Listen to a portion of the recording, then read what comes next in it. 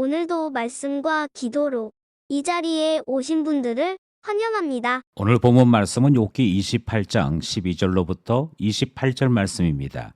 전능자께 속한 지혜와 명철. 지금부터 본문을 읽겠습니다. 그러나 지혜는 어디서 얻으며 명철이 있는 곳은 어디인고 그 길을 사람이 알지 못하나니 사람 사는 땅에서는 찾을 수 없구나. 깊은 물이 이르기를 내 속에 있지 아니하다 하며 바다가 이르기를 나와 함께 있지 아니하다 하느니라.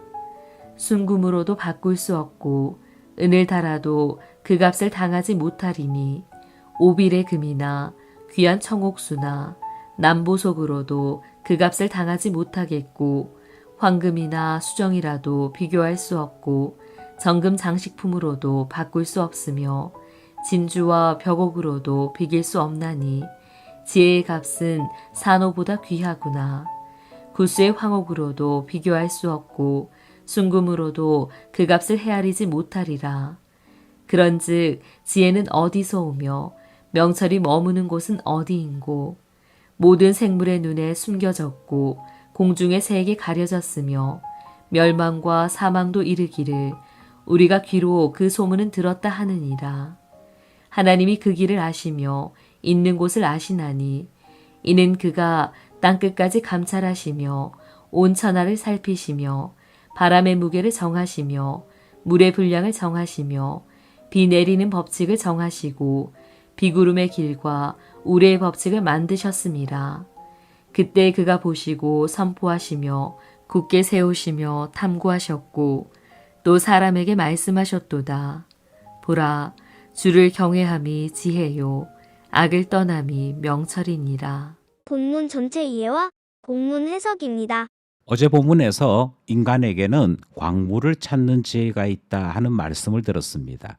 하지만 오늘 본문에서 정작 인간은 지혜가 있는 곳이나 가는 길을 알지 못한다 하는 말씀을 듣게 되지요.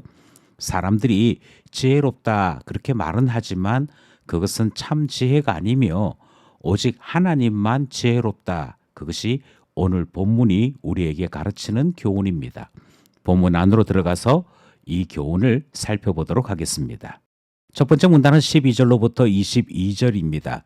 지혜를 발견하기가 어찌나 어려운지. 광물을 찾아내는 인간의 지혜는 두 가지로 설명되었지요. 첫 번째는 산 뿌리에 있는 그 광물까지 어떻게 갈 수 있는가 하는 것을 아는 것이었고요. 또 그 광물이 숨어 있는 곳을 기가 막히게 찾아내어서 그 광물을 찾아오는 것, 그러니까 가는 길과 어디에 있는 것인가 하는 것을 아는 것이 인간의 지혜로 설명되는 것이었습니다. 하지만 광물이 아닌 지혜가 어느 곳에 있는지 알지 못한다. 그렇게 본문이 설명하지요. 12절로부터 14절 말씀에서는 지혜가 어디에 있는지, 명철이 어디에 있는지 도무지 알지 못한다. 그 말씀이 등장을 하고요. 이어서 15절로부터 19절에서는 지혜의 가치를 청량할 수도 없다. 그렇게 말씀합니다.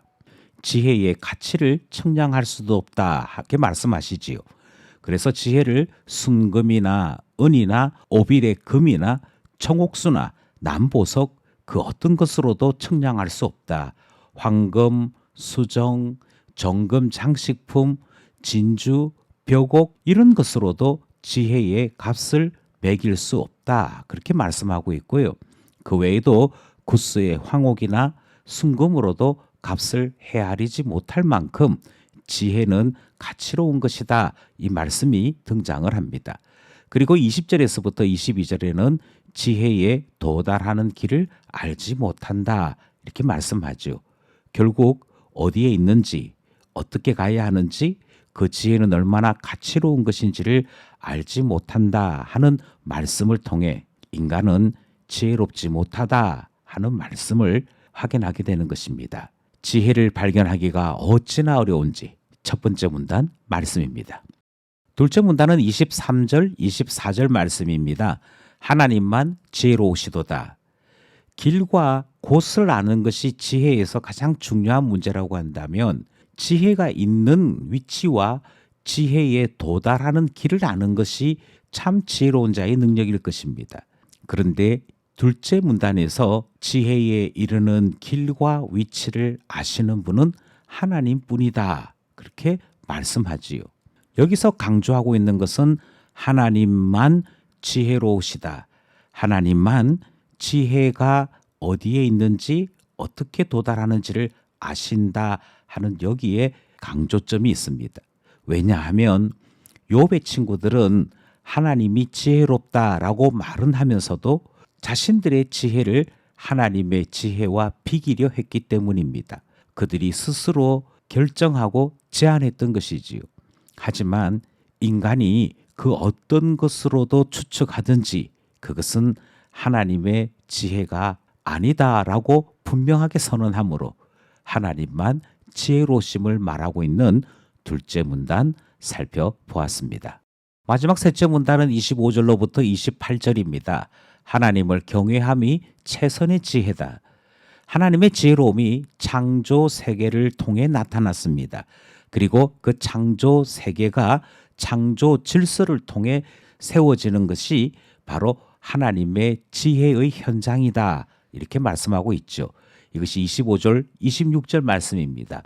바람을 만드신 분, 물의 분량을 정하신 분, 비를 내리는 법칙을 만드신 분이 다 하나님이시며 우리의 법칙이라 할지라도 하나님만이 창조 세계를 만드시고 그 속에 질서를 세우셨다 가르치고 있는 것이죠.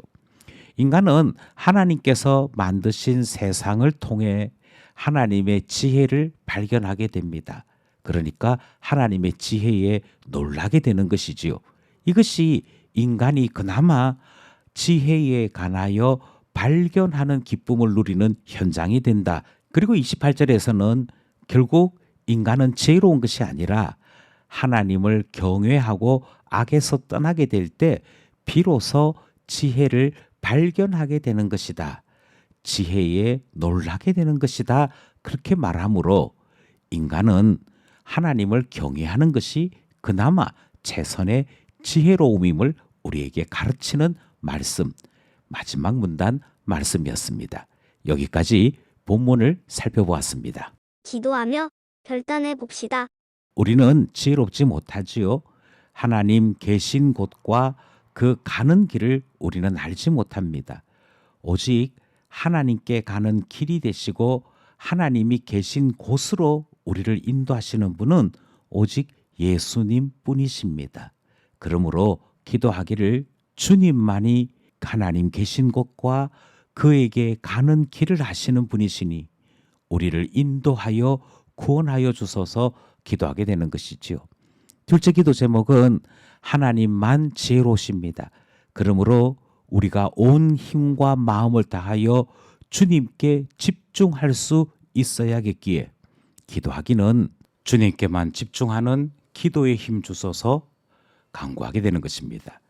세 번째 기도 제목은 오직 하나님만 지혜로우시며 하나님 경외하려는 마음이 있어야만 하나님의 지혜로움을 발견하고 감탄할 수 있음을 본문을 통해 배웠습니다. 그러므로 기도하기를 우리에게 하나님 경외하는 마음을 주셔서 하나님의 지혜를 보게 하시며 하나님의 지혜 가운데 살게 하는 은혜 주소서 기도하게 되는 것이지요. 오늘도 말씀과 기도를 통해 하나님의 지혜 가운데 살아가는 우리 모두 되기를 간절히 소원합니다.